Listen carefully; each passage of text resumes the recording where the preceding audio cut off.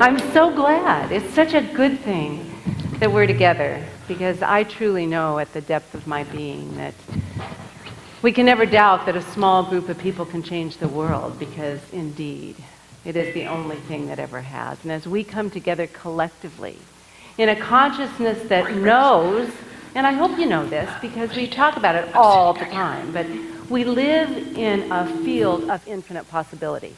Yeah? We don't got it yet.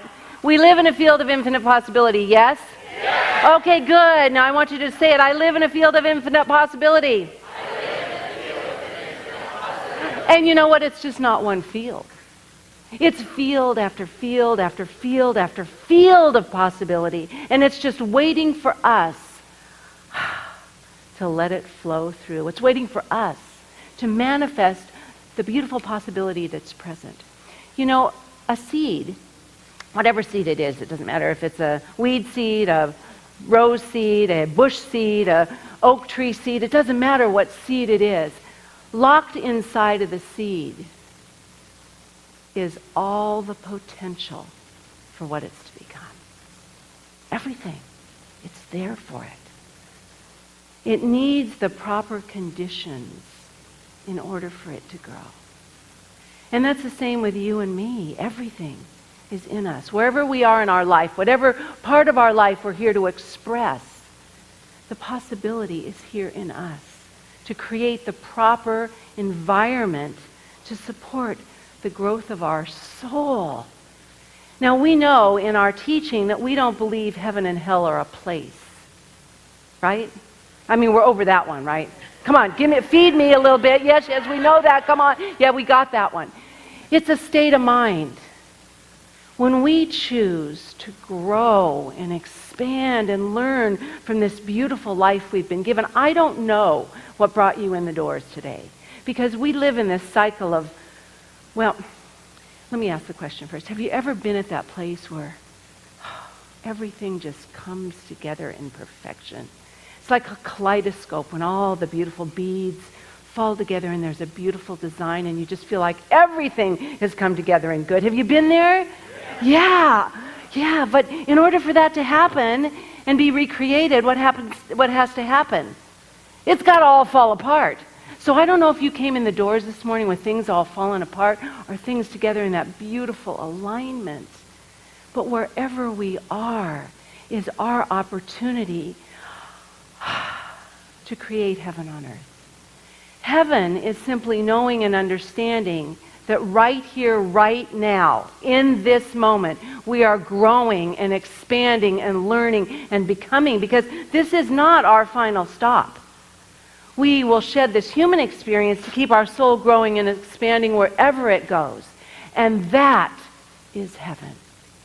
When we know we're on this path of growth and expansion and learning and becoming. When we're stagnant and stuck and think we're alone and separate from our good, that's hell. And that's why we come together, so we can know for ourselves and for each other that we're living in an ever-evolving world and that life is always for us. Life is always for us. So, you know, I tried this with first service, and I live in a world of infinite possibility. They got that, but when I said, life is for me, say that. Yeah, you got it a little bit better, but still, that's a harder one, especially when you come in and things are all falling apart and you're looking at these pieces and wondering what you're going to do with all of them. But everything you need is already here. We just need to align with it and know it. It's like when everything falls together in this perfect picture and pattern, it's like magic. And the definition of magic is when power or influence, something happens like it comes from the supernatural. Something happens here on this physical world and it seems supernatural. Well, that's like the definition. And today's theme is changed by love. I could use, well, I'll tell you the other title I thought of in a minute. But anyway, it could be also the definition of love. The power or influence of something from the supernatural. Because what we know, and we've talked about all month, so if you don't know it yet, it's either because you haven't been here or you haven't been listening. But we've been saying that love changes things. And if love changes things and we're a thing, we can be changed by love. So the love is that power that takes us beyond the five senses. That power that takes us into the realm of the invisible. It takes us into that place where we can tap into the something more. And you and I can be changed by that presence. Now, the beautiful composer, Andrew Lloyd Webber, who wrote Phantom of the Opera, Cats, Evita, on and on, he got it. He got the supernatural power of love. And he just wrote this little tiny stanza, and I think it says it all. It says, love, love changes everything. Hands and face, earth and sky. Love, love changes everything. The way we live and the way we die. Wow. And I believe it. I believe it. I believe that's the power we have to find the good. I love, Virginia, what you were reading of love the person in front of you. Sometimes that's not the easiest thing to do. But we can't just discard things like they don't matter, because our energy, we're vibrational beings, and our energy is contagious. We affect the things around us. So if we look at people and toss them aside, we're feeding into the world of fear and separation and lack and insufficiency, right? Aren't we? If we're doing that, if we're just rejecting the things instead of not trying, but finding the good and the light. Doesn't mean we have to spend all our time with everyone, for sure. But it does mean that what we focus on expands. It means that we're here because we have to change our life so we can be that uplifting presence in the world. Because I know there's not a person here that doesn't want to create a world that's better than what we see. We can get hijacked so easily by the news or fear, or we can get made small and separate. And we need to have the practices that keep us expanded, that keep us vibrating at a higher level. And I believe if you and I would just understand that this power and presence, number one, is to love ourselves. Because Ernest Holmes says, love is spirit's alchemy. Love will change everything. But we have to be willing to live it and be it and see it. That energy of divine infinite love, there is no antidote to it. It cannot be destroyed. The only thing that can separate itself from that love that's everywhere, in, through, and as everything, is our human mind. How powerful we are. We can separate ourselves from this dynamic good that's ever present. This understanding doesn't mean necessarily situations are going to change, but our understanding and perception to find the goodness, the teaching in the situation changes when we know that life is inherently good and it's always working for us and never against us. But our mind cannot accept that. We can shut off the hose to that infinite flow of goodness. Ick! I don't like that so well. Do you? No. It hurts. We suffer. But the good news, I'm not going to leave you there. The good news is we can change it. We have the power to change it. We must, first of all, be willing to see where we're stuck. It's not too hard, but it doesn't feel so good sometimes. See where we're stuck. Because these old belief systems, these old habits we get in our mind, create the separation and the fear we experience. So when we're willing to see, okay, this old thought of mine, this old mind, this human mind has a bunch of old beliefs, collective consciousness. We've been hijacked by our families, our culture. We've been hijacked by all these things to think thoughts that aren't true and real about the world. And then we start manifesting them in our life. But, this is Oscar night. I got really kind of bombarded by a few people for not mentioning Super Bowl Sunday, and I apologize.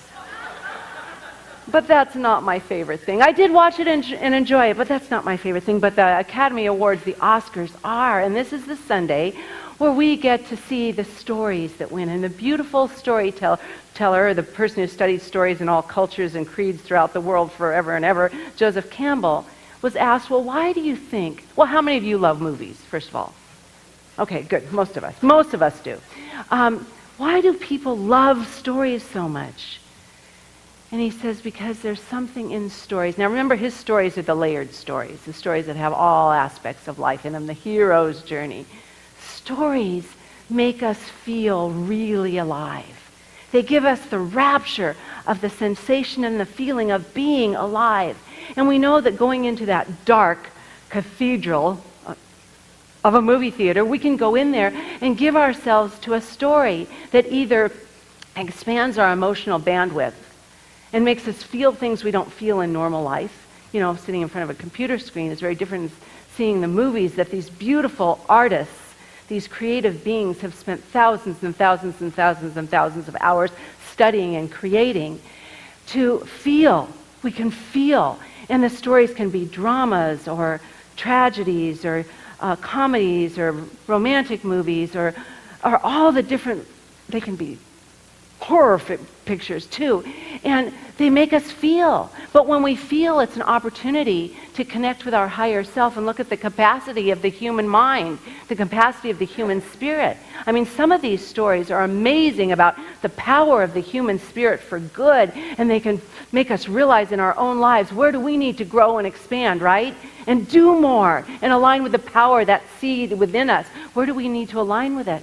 And some of these movies show us the evil of the human spirit, man's inhumanity to man, and also tell us where do we need to realign our consciousness with the things that are good and right and true.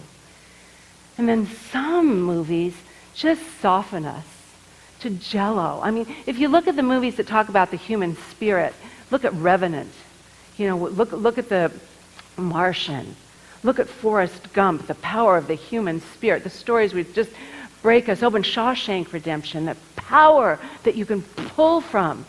But then there's those movies that soften us and make us feel like The Wizard of Oz and E.T. and Kirk's favorite, he cries when he puts the movie on, The Notebook. I mean, it's all those movies.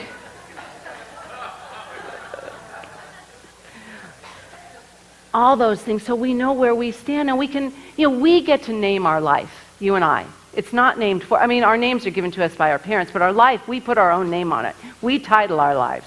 We can decide, oh boy, I'm living a drama, I'm living a rom-com, I'm living a tragedy, a horror flick, all that, we name our lives.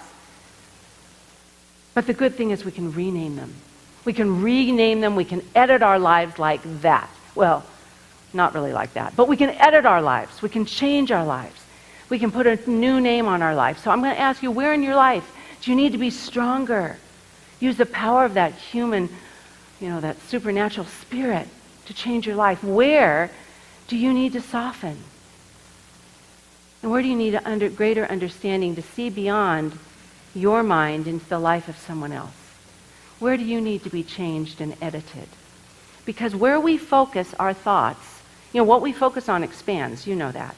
What we focus on expands, it grows. So whatever we choose to focus on, if it's the problems, are you getting this part? If it's the problems, and what's wrong with our life, and what isn't good, what is it going to do?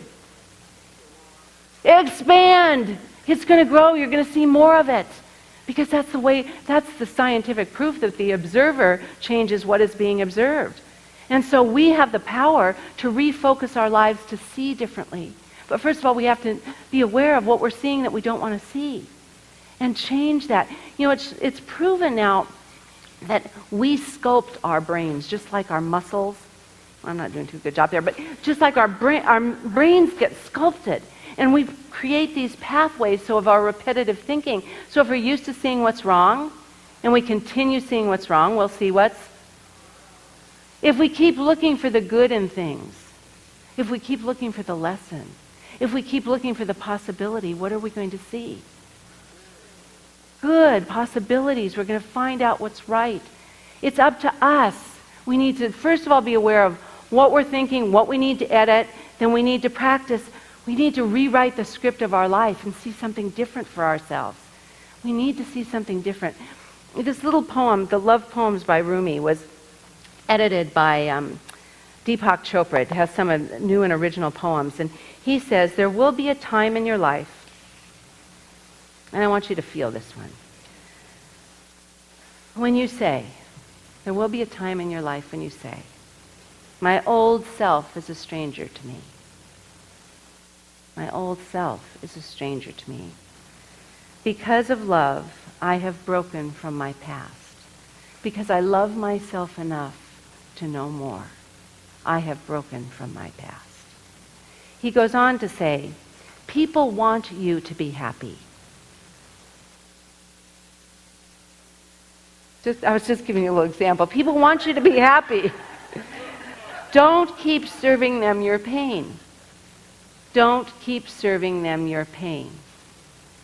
If you could untie your wings, now I want you to see that now because that's the possibility. If we could untie them right now, to expand our life, to have more space, to be more open to the good and possibilities there, if you could untie your wings and free yourself from jealousy, comparison, condemnation, free yourself from those things. You and everyone around you would fly up like doves. When you free yourself, you see, we are contagious. What we're doing is contagious. And it's not that we can have expectations for people to change just because we're there. But we know there's a spiritual law. We can't keep what we don't give away. It's just not possible. We can't give what we don't have, and we can't keep what we don't give away. But the beauty of that is there's a spiritual law that also says the law of reciprocity, things come back, the law of compensation, the law of abundance. So if we start learning to give what we want, share the good, see the love, our life is going to change. So if we're sculpting our mind to see the good in things, see the possibility, have a greater understanding, the beauty that comes from that when a crisis happens. And again, I don't know what anyone walked in here with, but when a crisis happens, when you lose something or someone you love, when you lose a piece of yourself, when something doesn't turn out the way you want or what you think you need, when a crisis comes, you know where to go and what to do. You don't focus on the physical world of the five senses because you've trained your mind and your heart through spiritual practices, through routine, to go to the invisible first. To go to the invisible first. The greatest thing we can do is develop a God consciousness. Now, we won't have it all the time in this physical world. To develop a God consciousness where we go to the invisible first and we tap into that spiritual bank account. And if we have opened the flow to that power and possibility that's already within us, if we've opened the flow to know that in that spiritual bank account there's infinite love, infinite prosperity, health, everything we could want is in that spiritual bank account. If we go there first, imagine what happens in our life. Imagine how things change when we can go to the spiritual bank account first. You see, the alchemy of love, as Ernest Holmes said, spirit's alchemy is love. The alchemy of love turns tragedy into triumph. It does not mean you don't have to feel the pain of tragedy. We all have. It doesn't mean you're not broken apart like that kaleidoscope I talked about. It doesn't mean you're not broken apart by the tragedy and pain in your life. But what it does mean is that you're willing to know there's something more. You're willing to ask the very, very, very, very potent questions. What am I to know, to learn, to do? One step at a time. Keep redirecting your life, even though it's apart, into wholeness and oneness. That God consciousness, the beautiful mystic Hafez said, I learned so much from God. I can no longer call myself a Christian, a Hindu, a Muslim, a Jew. Truth has befriended me so completely that I can no longer call myself a man, a woman, an angel, or even pure soul. Love has befriended Hafez so completely and turned to ash that I no longer have any of the old concepts and ideas that I've had before. When we can get into that place, we recognize we're in this together. There is no separation. So today, it's our prayer wall Sunday, and I'm going to share a last poem from the Alchemy. It's the Alchemy of Love, and it's in my little love poem book. But I want you to realize we've changed our prayer wall. We don't want to bring our stories to the prayer wall. We don't want to feed the stories. We want to feed the possibilities. So what I want you to think of is, what is the story that's going around in your head right now, closed in your heart, whatever it is. What is your story? And you leave it right in your seat when you get up. And I want you to say, when you come up to this prayer wall with our ministers and our practitioners that are here, they are here to know the truth for you, to hold the possibility. They know at the time you walk up here, they already see the perfection and the beauty. But I want you to say, I am open to. I am open to love, to healing, to forgiveness, to possibility, to abundance, to health, whatever that is. I'm open to it. I know it's already there.